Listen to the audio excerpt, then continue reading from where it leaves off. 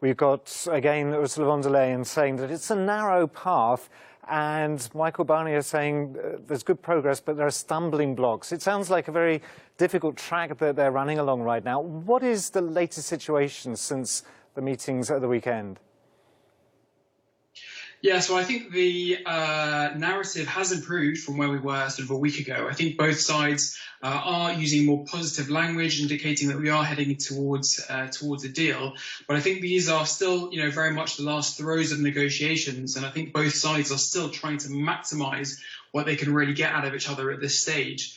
I think ultimately we probably are heading towards a deal. I think Boris Johnson knows that his sort of political survival at this stage is very much dependent upon a deal, because the consequences of no deal will be so profound on the British economy and cause so much disruption. I think that from his own personal survival perspective, he's very much looking towards a deal. Michel Barnier indicated to EU ambassadors over the last day that the UK and the EU has sort of concluded an agreement on public procurement, where both sides will sort of treat bids by the other side on government contracts, essentially. So I think that's a positive step. But ultimately, nothing is agreed until everything is agreed. A few weeks ago, we were told that about 95% of the deal was done. I think we're probably on about sort of 97, 98% at the moment, although, I think we have to be cautious in terms of what we hear from sort of non-official sources, because one of the things that we've learned is that, really the only people who truly understand what's happening in negotiations are the people who are actually in the negotiating room.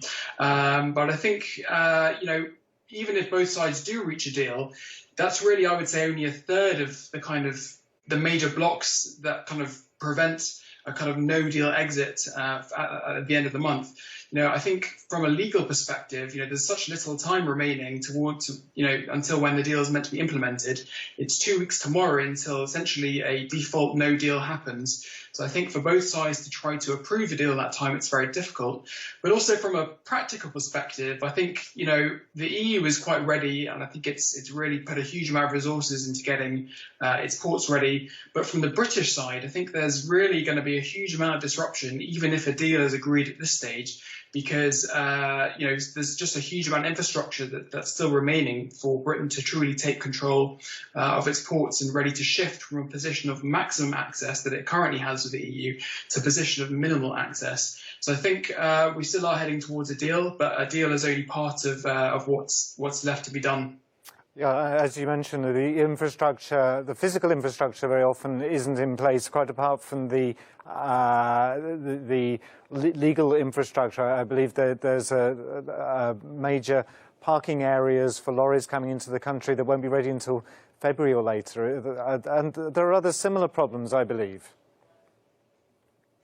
Yeah, that's absolutely correct. Britain has tried to sort of allocate huge amounts of land around, particularly its port in Kent, it's in Kent where some of the major ports are, to try to ready the country to kind of take full management of the ports. And ultimately, these are things that take a huge amount of time and resources. And as you mentioned, they're still very much constructing these sites, but they're also still struggling to find enough custom agents really to actually be able to manage the ports. And this is a particularly difficult thing to do at any time. But I think given the fact that essentially, a lot of the country is actually under lockdown at the moment, as most of the world is, to try to, produce this kind of infrastructure and this kind of capacity and this kind of economic environment, when we have such major social restrictions, is proving a major difficulty. And even though we're not actually at the end of the month yet, we're already seeing major delays from some companies from importing goods in the UK. And I think it's a particular concern when it comes to issues like food and medicine. About a month ago, Alok Sharma, Britain's business minister, refused to rule out any delays to vaccine supplies from the EU. And obviously, it's not just vaccine supplies that are of kind of major concern in terms of medical supplies. It's also other medical supplies such as insulin that hundreds of thousands of people in the UK rely every day. So I think it's a major concern, and I think that it's inevitable at this stage, unless there's some kind of extension to the kind of period that we're in, where the UK remains in the customs union and the single market. I think we are going to face still major disruption, even with a deal. Well, you used the big E word there, extension. Now, with so many deadlines, we talked about this before, so many deadlines have come and gone, and Sunday was given as a final deadline, and even that was extended. Ursula von der Leyen last week was saying that there could be some sort of compromise in which certain clauses could be given another year to sort themselves out. Of course, as you just reminded us, with the special situation with the coronavirus lockdowns is causing other great problems. Realistically, will the 31st of December, deal or no deal, will it be a solid deadline? Or I believe even in Parliament last week, I was going to add in there that Jacob Rees-Mogg was talking about it being theoretically possible for a trade deal to be made retrospectively.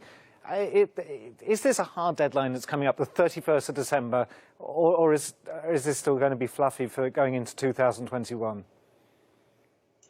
I suspect that it will be a hard deadline. I mean, from a legal position, it's still very much a hard deadline. And, under the current withdrawal agreement, unless, both sides, would, let's say, agree to amend the period or agree in a separate deal that the current situation would actually continue, then we are facing a no-deal exit. And I think, normally this wouldn't be a huge deal. If two countries were sort of quite late in terms of agreeing a trade deal, it wouldn't be such a huge deal. But because Britain is leaving the EU single market, it's leaving the customs union, because it's going from a position, as I mentioned, of maximum access to minimal access, and really because the British economy is so integrated with the EU economy, building up over kind of 40, 50 years, actually a situation where we are agreeing a kind of fundamental change to our trading relationship is actually very, very serious for the country.